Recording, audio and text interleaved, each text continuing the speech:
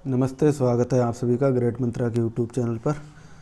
आज हम आपसे कुछ संज्ञाओं के बारे में बात करेंगे, उन परिभाषाओं के बारे में, क्योंकि जो संज्ञा है वो जब तक हमारी क्लियर नहीं होगी तब तक हम आगे संस्कृत में कुछ चीज़ नहीं समझ पाएंगे। जो संज्ञा है इसे समझना बहुत ज़रूरी हो जाता है और संस्कृत का समझो ये प्राण हैं, क्योंकि संज्ञा जब तक हमें नहीं आएगी तब तक हम उन चीज़ों को समझ नहीं पाएंगे, क्योंकि इसमें ये बहुत ही विस्तृत टॉपिक हो सकता है अगर चाहो तो, लेकिन हमें उतने विस्तृत में जाना नहीं है। हमें अपने जो टेट सी टेट की दृष्टि है वहाँ से इन चीज़ों को हम समझ के चलेंगे। जैसे इसमें परिग्रह संज्ञा है या घा संज्ञा है, निष्ठा संज्ञा है, सर्वनाम संज्ञा, अनुनासिक संज्ञा, संयोग संज्ञा, गुण संज्ञा, शब्द संज्ञा, ये क्या होती हैं, आखिर इनका कहाँ पर यूज होता है, कैसे करके इनमें क्या करना चाहिए हमारे लिए, ताकि हमारी जो संस्कृत की पकड़ है वो अच्छी सी बन सके, क्योंकि इनके बिना हम संस्कृत में आगे नहीं बढ़ सकते। तो इसमें सबसे पहले इसने कहा है कि जो वृद्धि संज्ञा है। अब जो वृद्धि संज्ञा है तो इसका जो सूत्र है वो होता है वृद्धि रादैच। अब ये वृद्धि रादैच है तो इसका जो पद विच्छेद है, अब ये जो इतना है, ये पूरा जो संस्कृत का जो सूत्र है ये अपने आप में पद है। तब इस वृद्धि रादैच में क्या क्या चीज़ आती, तो वृद्धि, आत और ऐच। अब ये जो आत का यहाँ पर आशय है वो बड़े आशय है और ऐच का आशय है ऐसे लेके औ। तो यहाँ पर ये दो चीज़ें हो गई कि ऐसे लेके औ। तो यहाँ पर क्या क्या है, तो यहाँ पे समझने वाली चीज़ ये है कि जो सूत्रार्थ है, जो सूत्र है, उसका जो अर्थ है वो है वृद्धि राचैत। अब जो वृद्धि होती है तो वो स्वरों की तो हो सकती है, तो जो छोटा आ है उसकी वृद्धि हुई वो बड़ा आ हो गया, और जो ए है उसकी वृद्धि हुई तो अ हो गया, और जो ओ है उसकी जब वृद्धि हुई तो हो गया औ। तो इन तीन वर्णों की वृद्धि संज्ञा होती है। जैसे त्याग में जो त्याग लिखा है तो इसमें क्या होगा, त्य प्लस आ और प्लस कहा। तो जो त्य है इसमें भी तो एक आ है और एक आ ये है और ये गा है, तो ये दोनों जब मिलेंगे तो क्या बनाएंगे, ये दीर्घ आ ही तो बनाएंगे। यही बात ये समझाना चाह रहा है। जो त्य है, त्य में ये हलंत हुआ, फिर नहीं, पहले पूरा रखो, पहले ये पूरा हलंत नहीं है, ये तय है, फिर आ है, फिर गहा है। तो इसमें जो तय है तो ये तय हलंत प्लस आ और प्लस आ फिर गा हुआ, तो ये दोनों जब ये मिले तभी ये क्या बना, बड़ा आ बना। तो यही चीज़ है कि जो त्याग में आ है तो ये क्या है, ये वृद्धि संज्ञा है। ऐसे ही सदैव में अ है, ऐसे ही महा औषधि में जो महो औषधि है उसमें जो औ है तो ये क्या है, ये वृद्धि संज्ञक वर्ण हैं। तो यही कह रहा है कि इनका जो सूत्र का क्या है, तो जो वृद्धि संज्ञक वर्ण है वो वृद्धि राचैद इनका सूत्र है। क्या है, वृद्धि राचैद। अब वृद्धि होती किसकी है, तो आ, ऐ, औ, इन तीन वर्णों की वृद्धि संज्ञा होती है। अब ये कह रहा है गुण संज्ञा, तो गुण संज्ञा क्या है वो समझो। गुण संज्ञा में क्या होता है कि जो सूत्र है इसका वो है अदेड़ गुणा। इसमें क्या है, अत, एड़ और गुणा। तो इसमें क्या है, अब जो गुण है तो देखो ये गुण जो गुण में आया तो ए और ओ आया है, और फिर अत आया तो अत का ये हलंत हट जाएगा तो आ बचेगा। तो ऐसे ही जो एड़ है तो एड़ में जो ए हटे, अड़ा जो हलंत है तो ये क्या है, प्रत्यय ये हट जाएगा तो इसमें ए और ओ हो जाएगा। तो जो अदेड़ गुणा है उसमें आ, ए और ओ हो जाएगा। तो ये जो तीन हमारे जो वर्ण हैं ये क्या हैं, ये गुण संज्ञक हैं।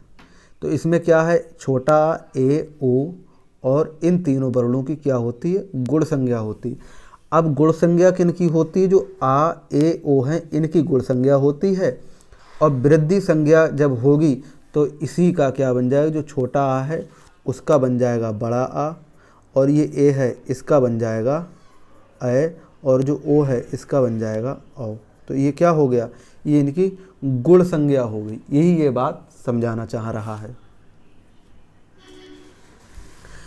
तो क्या हो गया कि जैसे रमेश है तो रमेश में जो ए है तो वो ये हो गया। ऐसे सूर्योदय में जो ओ है ये, ऐसे महर्षि में जो आ है उसका क्या है, जो आ है उसका आकर रा हो जाता, तो ये क्या है, ये गुण संज्ञक हो जाएंगे।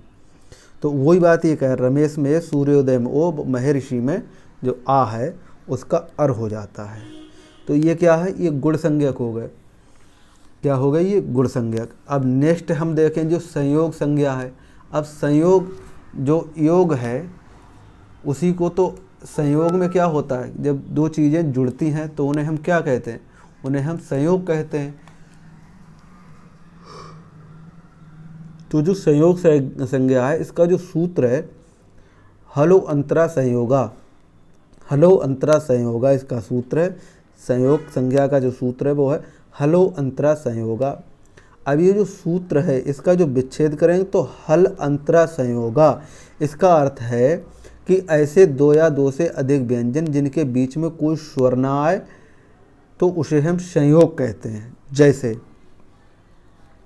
हलो अंतरा संयोगा, तो कह रहा हल जो हैं, जो व्यंजन हैं उनके बीच में कोई स्वर ना आए।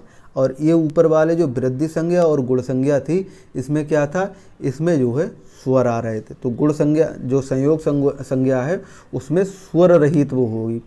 अब ये क्या कह रहा है कि उसमें कोई स्वर ना आए, तो ये क्या है, संयोग इसे कहते हैं। तो अब इसमें क्या है कि जो पुष्प में, जो पुष्प है इसमें पुष्प में सा है और पा है, इनका जब संयोग करेंगे तो ये क्या बन रहा है, तो वही बात ये कहना चाह रहा है संयोग संज्ञा में। अब ये सा और पा है इसके बीच में ये संयोग हुआ। जैसे अग्नि में, तो अग्नि में ये जो गा है और ना है तो ये क्या है, ये दोनों व्यंजन है, इनका संयोग हुआ है। अब ये जो राष्ट्र में जो सा है और टा है और आ, इनका संयोग है। और जो बुद्धि में दा और धा का संयोग हुआ है।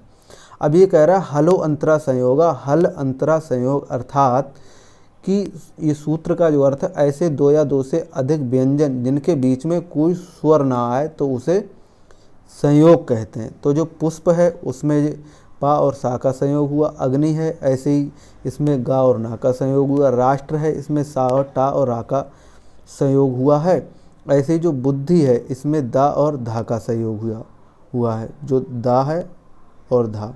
तो ये क्या है, ये हमारे संयोग संज्ञा है। तो वृद्धि संज्ञा का जो सूत्र है वो क्या है, वो है वृद्धिराचो, और गुण संज्ञा का है अधेड़ गुणा, और जो संयोग संज्ञा का है हलो अंतरा संयोगा। अब ये कह रहा है अनुनासिक संज्ञा। तो जो अनुनासिक जो संज्ञा है इसके क्या है सूत्र कि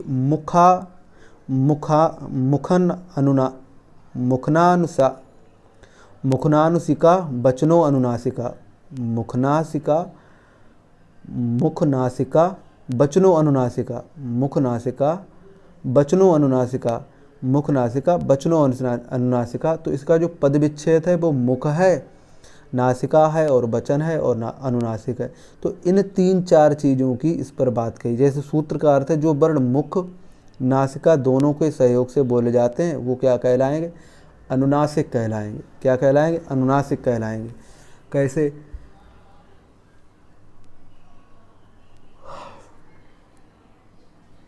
इसमें ये कह रहा है कि मुख नासिका बचनो अनुनासिका, मुख नासिका से जो बोले जाएंगे वो अनुनासिक कहलाएंगे। तो जो वर्ण स्वयं, जो वर्ण मुख या नासिका दोनों की सहायता से बोले जाएं उन्हें हम अनुनासिक संज्ञा कहते हैं। इसलिए अनुनासिक जो संख्या के अंतर्गत आने वाले जो वर्ण हैं वे कौन कौन है, तो अंग है, जो अंग आपके ऊपर जो चंद्र बिंदु है वो है अंग, और न और या और ना और ना और माँ, ये जो पंचम वर्ण है जो अंग का लगाकर ये हमारे अनुनासिक हो जाएंगे। तो जो क्या है कि जो वर्ण नासिका के साथ नहीं बोले जाते वो क्या कहलाते, अनुनासिक या निरानुनासिक कहलाते हैं। जैसे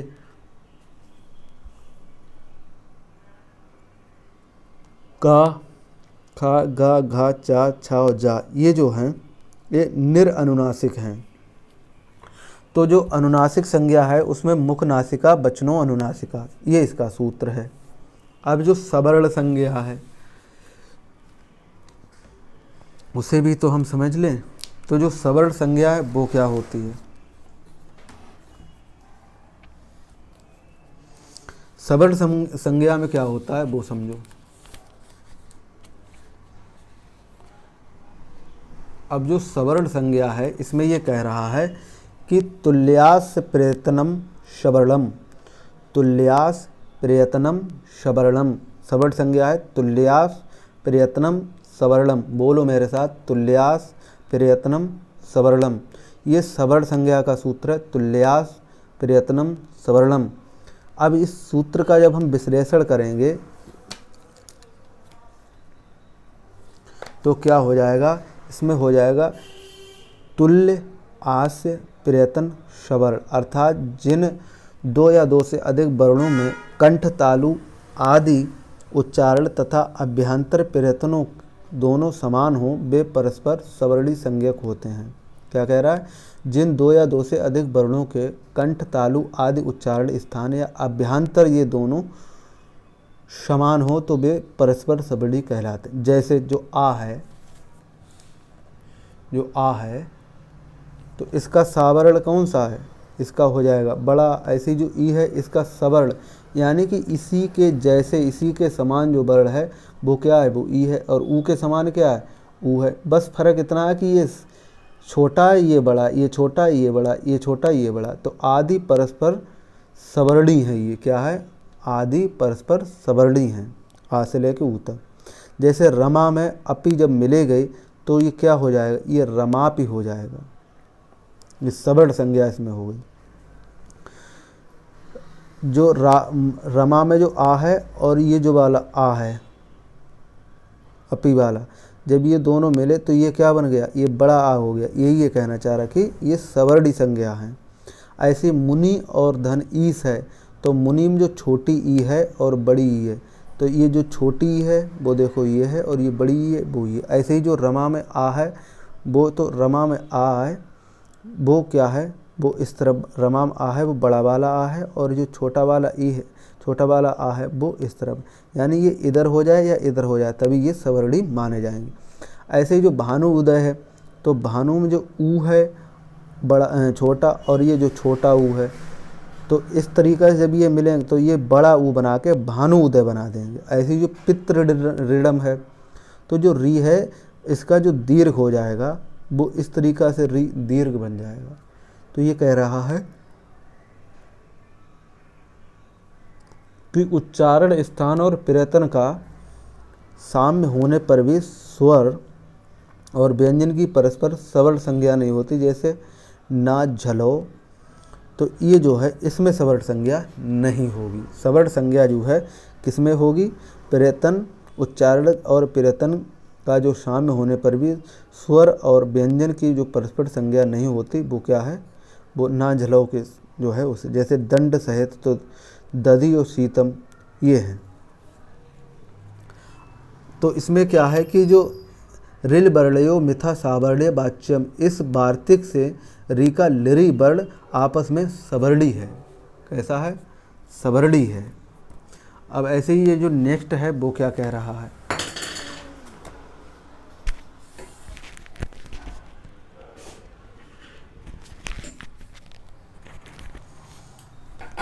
तो उसमें ये कह रहा है कि जो परिग्रह जो संज्ञा है उसके बारे में ये बात कर रहा है। तो ये जो परिग्रह संज्ञा है इस पे ज़रा हम प्रकाश डालते हैं। तो जो परिग्रह जो संज्ञा है तो इसमें ईदुदे द्विवचनम परिग्रहम, ईदुदे द्विवचनम, ईदुदेद द्विवचनम परिग्रहम, ईदुदेद द्विवचनम परिग्रहम, ईदुदेद द्विवचनम परिग्रहम, ये इसका उच्चारण है, सूत्र है। और इसका पद विच्छेद होगा ईत उत ऐत द्विवचन परिग्रहम। ये कह रहा है जो ई ऊ और ए हैं इनकी द्विवचन में प्रसंज्ञा होती है। जैसे हरि ऐतो, विष्णु इमे, गंगे अमु, अनि इति, वायु इति, माले इति, पचेत इति। तो हरि एतो, तो हरि एतो ये क्या है? ये इसके उदाहरण है। जो द्विवचन में जो क्या है कि जो ई है, ऊ है और ए हैं, जो दीर्घ, दीर्घी, दीर्घु और ए, इनकी क्या है, ये प्रगर संज्ञा है। तो हरि ऐतो, विष्णु इमो, गंगे अमु, और ये अग्नि इति, आयु इति, वायु इति और माले इति और पचेत इति, इनकी क्या है, ये ई दूदेत द्विवचनम परिग्रहम है। ई दूदेत द्विवचनम परिग्रहम। ऐसे ही जब बात कर रहे हैं घा संज्ञा, तो घा संज्ञा में कहा है कि तरप्त मपो घा, तरप्त मपो घा, तरप्त मपो घा, ये स्त्री का हो जाएगा। तरप्त मतो घा, तो पद विच्छेद इसका जो होगा वो होगा तरप, और क्या होगा, तममपो और घा। तो जो तरप और तमप, ये दो जो प्रत्यय हैं ये घा संज्ञक होते हैं। जैसे कुमारित्रा, कुमारित्मा, तो इसमें क्या होगा, इसमें जो है घा संज्ञा होगी। अब जो निष्ठा संज्ञा है वो समझो। निष्ठा संख्या में कत बत बतु निष्ठा, कत बतु निष्ठा, इसमें पद विच्छेद कत, जो कतबतु निष्ठा है वो होगा। जैसे कत तथा कतबतु दोनों जो प्रयत्नों की निष्ठा संज्ञा होती है वो चलेगी। इसमें क्या है, जो भुक्ता है, भुक्तवान है, पठता है और पठितवान है, ये इसमें चलेगा। अब जो सर्व संज्ञा है वो समझो। तो जो सर्व संज्ञा है उसमें कह रहा है कि सर्वनाम संज्ञा, सर्वादीन सर्वनमामि, सर्वादीन सर्वनमामि, पद विच्छेद होगा सर्व आदीन सर्वनमामि। इसमें क्या होगा वो समझो। इसमें ये कह रहा है कि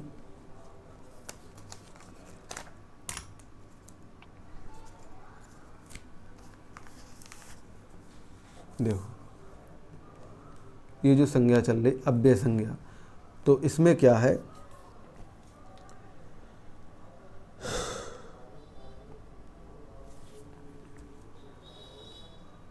जो पिछले का जो सूत्र है तो उसमें सर्व विश्व एत ऐत ऐतत इदम अदस और अस्मद, ये युष्मद आदि शब्दों की सर्व संज्ञा होगी। सर्व संज्ञा की बात चल रही है। तो फिर इसमें अव्यय संज्ञा, तो ये जो स्वरादि निपात, जो स्वरादि, अभी जो अव्यय संज्ञा की बात कर रहा है कि स्वरादि निपात और निपात और मव्ययम, ये जो हैं ये चलेंगे। इसमें पद विच्छेद स्वरादि निपातम और अव्ययम, इनकी जो है क्या है, अव्यय संज्ञा में स्वरादि निपातम और अव्ययम ये आए। सूत्र का अर्थ है कि स्वरादि गण में पठित शब्दों की तथा निपात शब्दों की जो अव्यय संज्ञा होगी वो होगी। जैसे स्वर तो प्रात्र इत्यादि, तो निपात इसमें क्या है, इसमें जो चा है वो निपात है, और बहा और हा ये हैं, ये निपात हैं। स्वरादि में जैसे स्वर और प्रतार में जो निपात है वो चा है और वाह है और हा इत्यादि। अब इसमें अगले क्या होता है, इसमें अगले होता है कि जो कत्वा है और जो लेप है, तुमुन है, प्रत्यांत पद भी अव्यय संज्ञक होते हैं। जैसे पठित्वा में कत्वा प्रत्यय, प्रतिष्ठित में जो प्रपठ में लेप है, पठितुम में तुमुन है, इनकी क्या है, इनकी अव्यय संज्ञा है। कुछ तदित प्रत्यांत जो होते हैं शब्द वो भी अव्यय संज्ञा होते हैं। जैसे तथा, तत्र, तदा, बिना इत्यादि।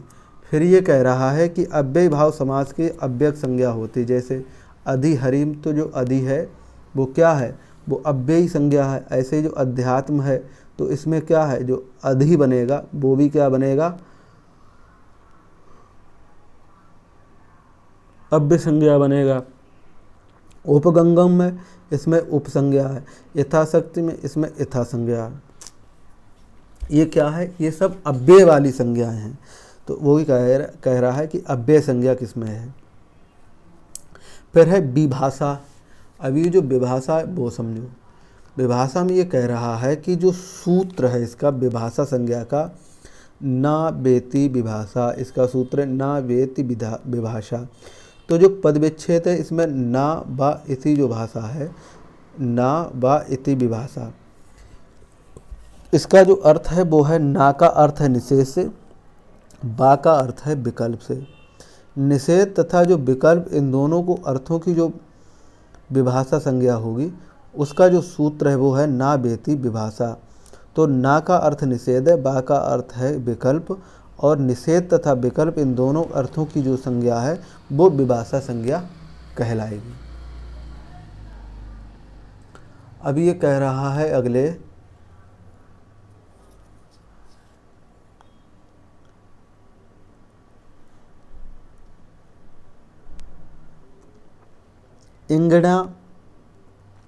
इंगड़ा संप्रसारणम पदविच्छेद एक और एड़ा जो संप्रसारण है उनकी बात कर रहे। तो एड़ में क्या क्या आएगा, तो एड़ में आ जाएगा एड़ के स्थान पर होने वाले एक की संप्रसारण संज्ञा होती। एड़ का क्या हो जाएगा, एक हो जाएगा। कैसे, या का ई हो जाएगा, वा का ऊ हो जाएगा, रा का री हो जाएगा, ला का रिली हो जाएगा।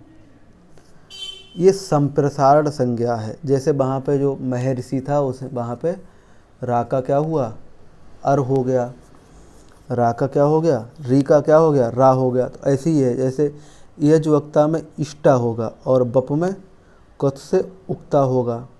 तो ये कैसे हुआ, ये जो जा है और कत है, तो जो का है यज कत का क्या हुआ, इष्टा हो गया, इष्टा।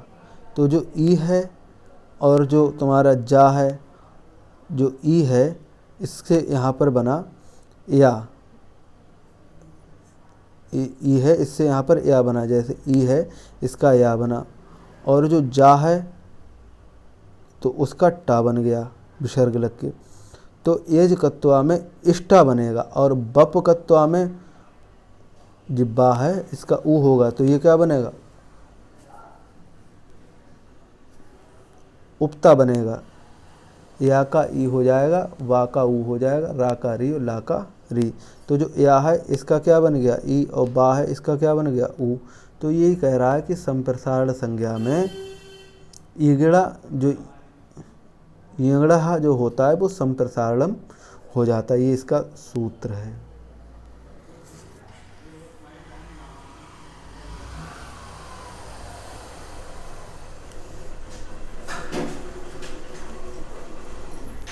आगे है कि जो टी संज्ञा है, टी संज्ञा, तो अचो अंत्यादि टी, इसका सूत्र क्या है, अचोहो अंत्यादि टी, अचोहो अंत्यादि टी, अच अंत्यद आदि टी। अचो के मध्य में जो अंतिम अच होता है वह यदि वह आदि में हो उसके उस वर्ण समुदाय की टी संज्ञा हो जाएगी। अब इन्होंने आगे व्याख्या की है।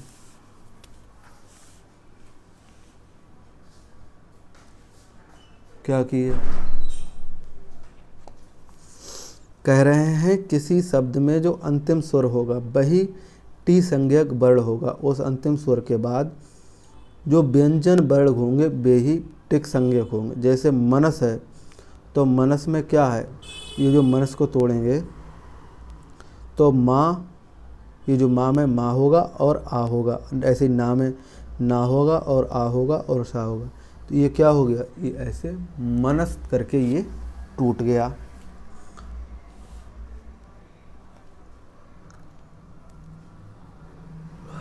अब ये मनस करके जब टूटा है तो इसमें ये कैसे चलेगा, यहाँ अंतिम स्वर में नकार है, अंतिम जो स्वर है उसमें क्या है, नकार में जो विद्यमान आ है, नकार में जो विद्यमान आ है, अंतिम स्वर के नकार में विद्यमान आ के बाद सा व्यंजन बढ़ की टी संज्ञा गिना जाएगा, अतः मनस का जो है अस टी संज्ञा हो जाएगा। मनस का क्या हो जाएगा, इसमें जो अस टी संज्ञा हो जाएगा। ऐसे राजन में जो अन है तो इसका वर्ण समुदाय की जो टी संज्ञा है, तो जैसे राम में आ टी संज्ञा बढ़ के, क्योंकि यहाँ पर अंतिम जो स्वर का आकार है, आकार के बाद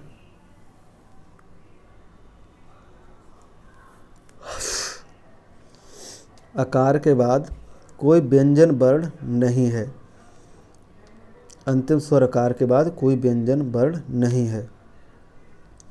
तो दधी में ईट संज्ञक है।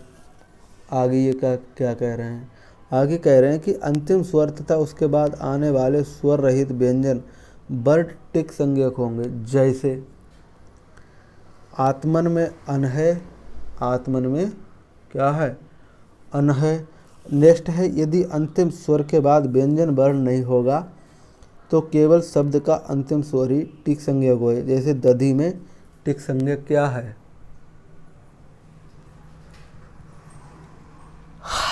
तो दधी में जो टिक संज्ञक है वो क्या है? ई है। अब उपदा संज्ञा क्या है? तो उपदा संज्ञा समझो,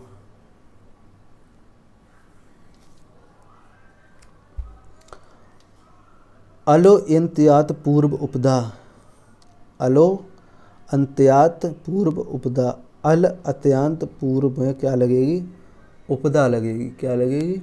उपदा लगेगी। कैसे? कि जो सूत्रार्थ है कि अंतिम वर्ण से पूर्व में रहने वाले वर्ण की उपदा संज्ञा होती है। उपदा संज्ञा होती है। जैसे कि किसी शब्द में अंत में वर्ण हो तो उसके ठीक वाले वर्ण की उपदा संज्ञा होगी। जैसे राम है तो राम में रा है, फिर इसमें बड़ा आ है, फिर माँ है, फिर माँ में छोटा आ है। तो जब हम राम को तोड़ेंगे तो यहाँ अंतिम वर्ण क्या है? आ है। तो अकार के ठीक पहले वाले वर्ण माँ की उपदा संज्ञा होगी। कह रहा है